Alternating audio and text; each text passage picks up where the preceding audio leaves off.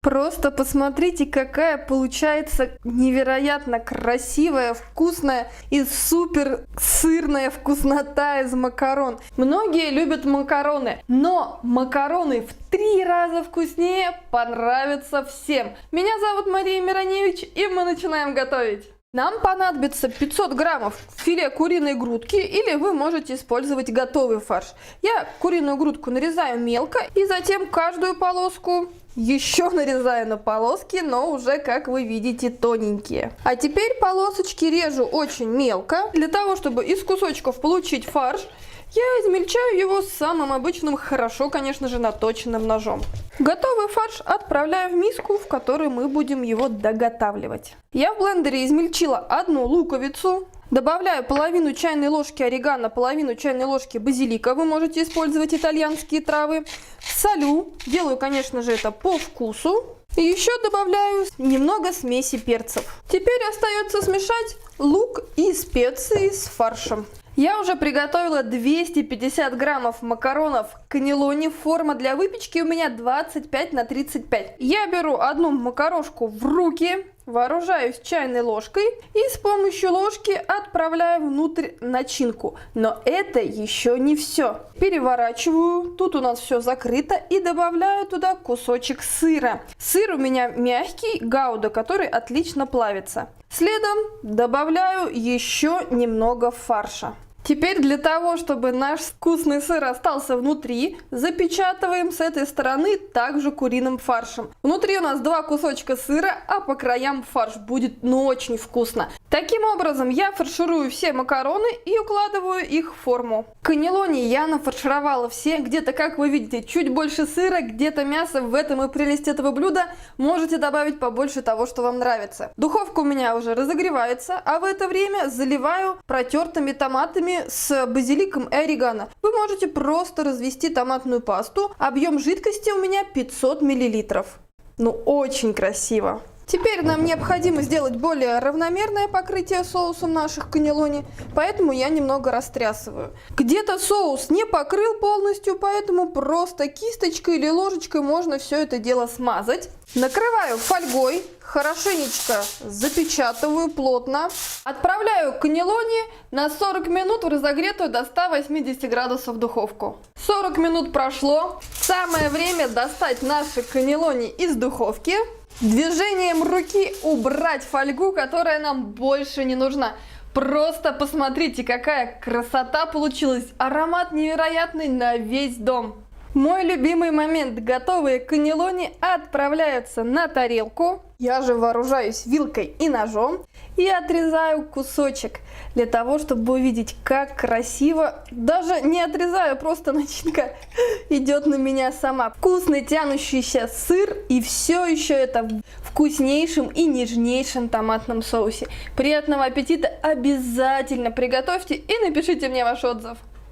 Следующий рецепт экономит время, деньги и ваши усилия. Нам понадобится банка сардин. Я разделила отдельно рыбку, а масло отделила в отдельную посуду. Добавляю масло на сковороду и включаю на разогрев.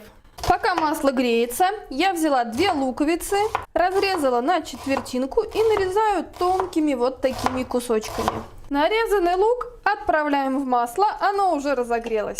Следующим этапом нарезаем чеснок. Я его немного придавила и затем меленько нарезаю. У меня 4 зубчика, вы добавляете по вкусу. Чеснок отправляем в сковороду, перемешиваю.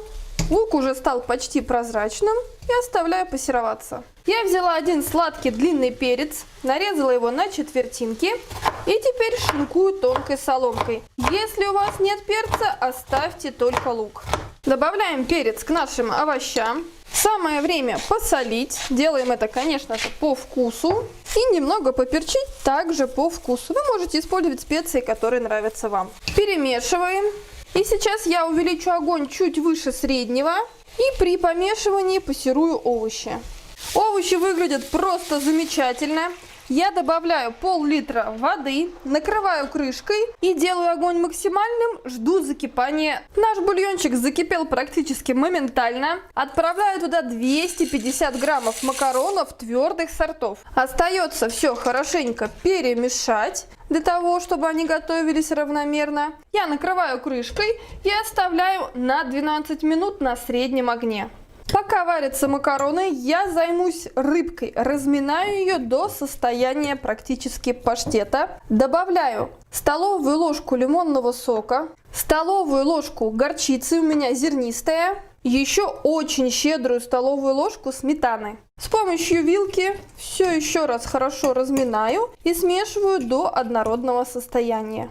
10 минут прошло, макароны почти готовы. Самое время добавить к ним наш с вами вкусный, простой и быстрый в приготовлении соус из сардин. Теперь необходимо все быстренько перемешать для того, чтобы просто супер все вкусы и ароматы смешались. Получается очень красиво, очень сочно, и рыба отлично сочетается с горчицей и лимоном. Будет очень вкусно. Этот рецепт всегда выручает. Если у вас есть банка консервов, обязательно приготовьте. Накрываем крышкой и оставляем на 3 минутки для того, чтобы все вкусы и ароматы смешались и макароны были уже готовы. 3 минуты прошло, открываем крышку, и наши замечательные макароны в соусе из сардин готовы. Обязательно попробуйте приготовить так. Сочетание кажется необычным, но вы влюбитесь в этот рецепт. По желанию можно посыпать сыром, но на самом деле вкусно и без сыра. Это опционально. Я к такому рецепту предлагаю добавить маринованный огурчик и томатики. Будет просто восхитительно. Приятного аппетита! Для следующего рецепта нам понадобится 50 граммов сливочного масла. Оно уже разогревается на сковороде. Пока масло греется, мы с вами займемся овощами. Одну среднюю луковицу нарезаю на тонкие полукольца. Раздавливаю дольку чеснока, затем мелко ее нарезаю. Я взяла 3 зубчика. В разогретое масло отправляю лук и чеснок. Готовлю сейчас на среднем огне. Лучок немного схватился, добавляю по половине столовой ложки базилика и орегано. Также добавляю смесь перцев. Это все по вкусу. Я сделала сейчас средний огонь, добавляю пол-литра обычной воды и добавляю пол-литра молока 2,5% жирности. Накрываю крышкой, прибавляю огонь и жду закипания нашего супер соуса для макарон. Наш соус закипел, снимаем крышку. 500 граммов макарон из твердых сортов отправляем прямо в соус. Теперь нам необходимо все разровнять и перемешать. Огонь я убавила до среднего.